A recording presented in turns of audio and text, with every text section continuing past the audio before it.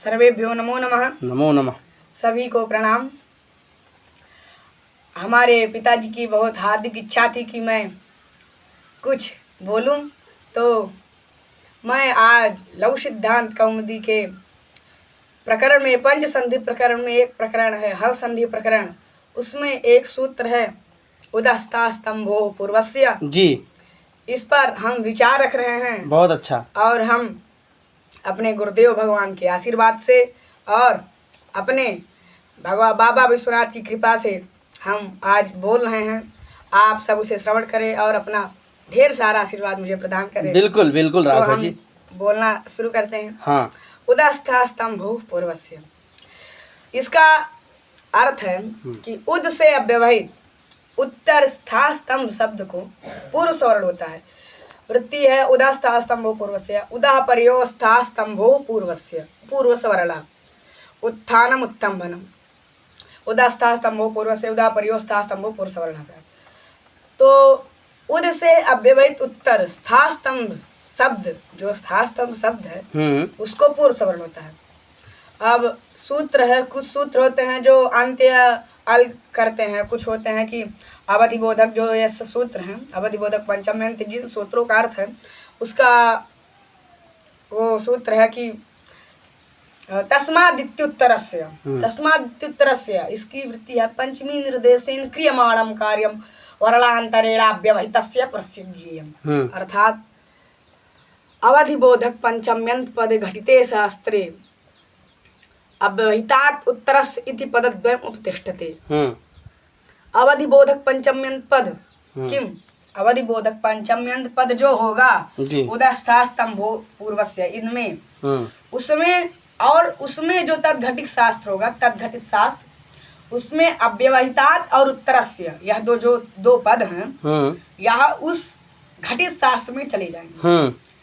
तो और फिर एक सूत्र हमने पीछे बताया था अलोन्त्यस्य, इससे अंत्यल की अनुवृत्ति आ जाएगी, जिससे अर्थ होगा उदा अव्यवहितात् स्था स्तंभो शब्दस्य अंतस्य अलः स्थाने लोपः स्यात्, पूर्व स्वरलः स्यात् जी।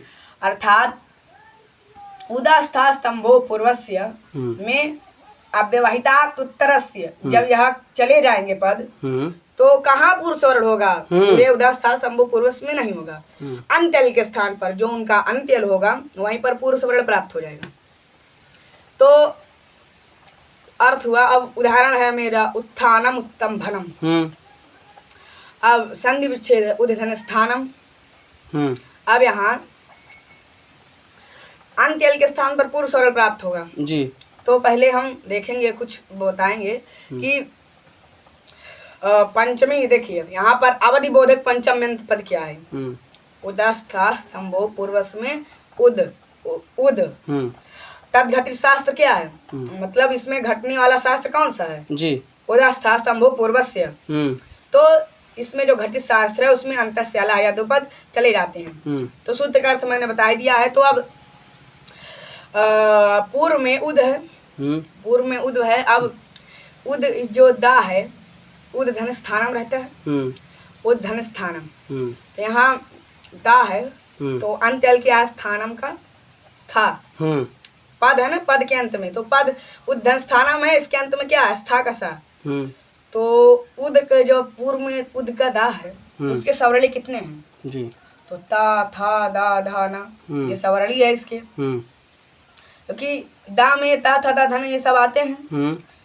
तो इसके सवरली हैं, तो सा के स्थान पर कौन सा हो, ता था दा धा ना, इनमें से कौन सा हो, क्योंकि स्थानीय एक के स्थान पर पांच तो हो नहीं सकते, अनियम हो जाएगा जी।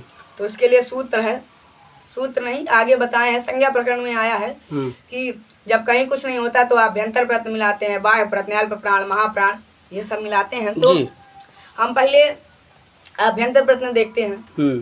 तो सा का हमारे अभ्यंतर प्रत्यय क्या है, ईसद विवृत, और ता था दा धा ना इनका क्या है, स्पृष्ट। तो सा का तो अभ्यंतर प्रत्यय ईसद विवृत है, इनका स्पृष्ट है, तो मिलना चाहिए तब ना स्थान प्राप्त होगा। हाँ। नहीं मिल रहा है तो आप बाह्य प्रत्यय मिलाते हैं। तो सा का हमारा बाह्य प्रत्यय है विवार, श्वास, घोष, अघोष, था दा धाना, इनमें से किसका बाह्य प्रत्यय विहार श्वास अघोष है। तो इनमें ता और था का विहार श्वास अघोष है, क्या बाह्य प्रत्यय है जी। और दा धाना क्यों नहीं है, क्योंकि हसा संवारा नाधा घोषाश्च, अर्थात हस प्रत्याहार में आने वाले जो वर्ण उनका बाह्य प्रत्यय क्या होता है, संवार नाद घोष होता है जी। यहाँ तो सा का विहार श्वास घोष है, तो संवार नाद घोष नहीं होगा, ता था इसका विहार श्वास हो, तो यही हो जाएगा। अब सा के स्थान पर दो सवर्णी प्राप्त होगा, कौन से, ता था, अभी भी अनियम हो रहा है भाई, एक होना चाहिए, दो क्यों हो रहा है, बिल्कुल। तो अब आगे हम मिलाएंगे आभ्यंतर प्रत्यय बाह्य प्रत्यय, तो ये मिल गया है। अब अल्प प्राण और महाप्राण मिलाएंगे जी। तो सा का हमारे अल्प क्या है, सा का महाप्राण है, और ता था इनमें से किसका क्या है भाई, तो इसमें से था का क्या है हमारे महाप्राण है, ता का अल्प प्राण है। तो अब सा के स्थान पर था हो गया, तो उद्धन स्थानम था जो सा है उसके स्थान पर क्या था हो गया, तो उद्धन था धन थानम। हाँ हाँ। अब आगे सूत्र आया एक झरो झरी सवर्णे। हाँ, ये क्या करता है, ये कहता है हलह परस से झरो लोपा स्यात् सवर्णे झरी परे, अर्थात हल से परे झर का लोप होता है, अब व्यवहित सवर्णी झर परे रहते, बिल्कुल जी। तो यहाँ हल क्या है, पहले हल प्रत्याहार है, हल में क्या आते हैं, उद्धन था धन थानम, यहाँ हल क्या है, उद का दा, हल से अव्यवहित सवर्णी झर का क्या है, हल से परे अव्यवहित उत्तर सवर्णी झर क्या है, थानम का था, उसका क्या लोप हो जाएगा, क्योंकि उदस्ता वो झरो झरी सवर्णी क्या कहता है, हल से परे झर का लोप होता है जी, अव्यवहित सवर्णी झर परे रहते, तो झर क्या है, था पहला था, थानम में तो उद्धन थानम दो था, जो पहला था उसका लोप कर देगा। बताइए इतना मेहनत से बेचारा था आया था, उसका झरो झरी सवर्णी लोप कर दिया जी। तो अब स्थिति क्या, उद्धन था धन थानम। अब यहाँ पर सूत्र लगे कौन सा, खरीचा, ये कहता है खरी झलाम चरासी इत्तो, मतलब इसकी वृत्ति है खरी झलाम चरासी उत्तिदो दस्यतः उत्थानम उत्तम भनम, यही हम घटा रहे हैं। तो उत्थानम उत्तम भनम, तो खर के स्थान पर झल होता है, झल के स्थान पर चर होता है, खरी झलाम चरासी खर के स्थान पर झल के स्थान पर चर होता है, किसके परे रहते, किसी परे रहते करता है, तो अव्यवहित खर परे रहते। अच्छा, तो खरी झलाम चरासी। अब कहते हैं वृत्ति में लिखा इत्युदो दस्यतः, इसका क्या अर्थ है, तो मतलब यहाँ पर जो दा है उद्धन था धन थानम, था का तो लोप हो गया, तो उद्धन थानम, यहाँ पर जो दा है उसको ता हो जाएगा, इसलिए यहाँ पर लिखा गया है इत्युदो दस्यतः जी, ता हो जाएगा, तो चार तुम्हें तो ता हो जाएगा क्योंकि वृत्ति में सुस्पष्ट लिखा है, तो उद्धन थानम में जो दा है उसको ता हो जाएगा, तो उद हो जाएगा उद्धन थानम। अब यहाँ पर उत्थानम या एक बार बन जाएगा।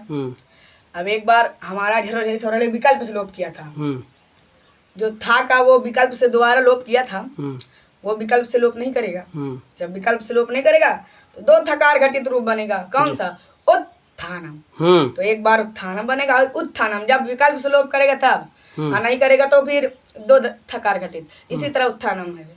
तो इतना ही मैं बताऊंगा आपको जी।